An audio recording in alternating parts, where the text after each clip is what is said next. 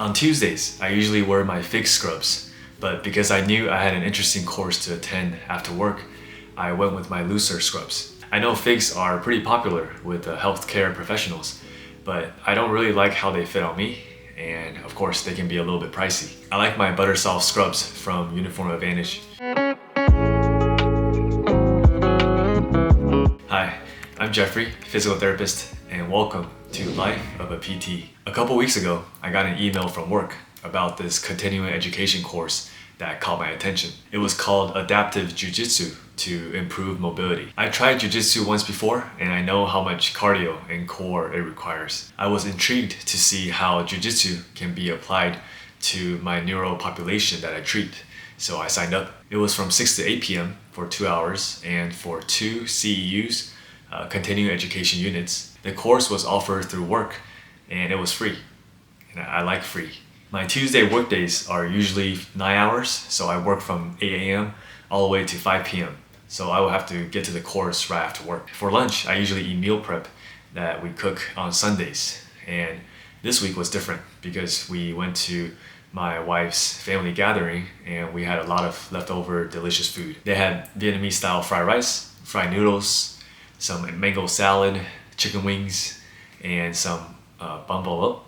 I think that's how you pronounce it. That Tuesday morning, I also packed a protein shake, shout out to Legion, and a spring roll so I could eat a snack right after work. That day was actually pretty busy at work as most of my patients came. My last patient finishes at 5, but that definitely does not mean I leave right at 5. Depending on how much documentation I have to get through, I could leave at 5:15, or I can leave anywhere after 6 p.m. There's always traffic in Houston, so even though the course was about 15 minutes away, it took about 30 minutes to get there. Once I got there and signed the waiver, we were ready to go. The instructor had us first spread out on the mat with our shoes and socks off. He took us through some warm-up moves, some hip mobility stretches, changing positions, so going from laying on your back to sitting and to kneeling, moving around on your back without using your hands. At this point, I was like, okay, this is pretty cool. And I'm starting to think how I can maybe implement some of these warm-ups with my patients. Next thing you know, we were paired up and practicing different moves on each other. I also happened to be paired up with one of the instructor's helpers, so I was definitely put through the ringer. At some point, his legs were hooked behind my neck, and I was also choked from behind. It was safe to say that was not the course I was expecting. It was basically just a trial class for everybody, and which wasn't a bad thing, but that was just not what the course flyer said.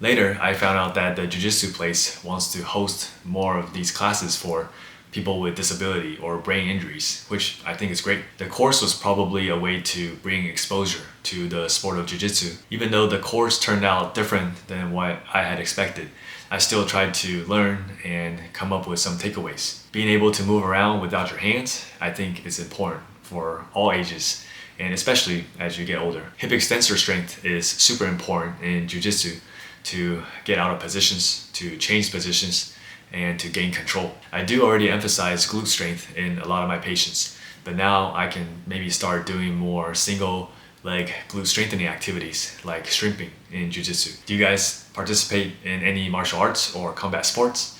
If you do, let me know in the comments. I will wrap up the vlog here. Hope you guys enjoyed it. Thanks for watching. Give it a thumbs up. Click here to watch my last vlog where I was back in Austin for the first time in years.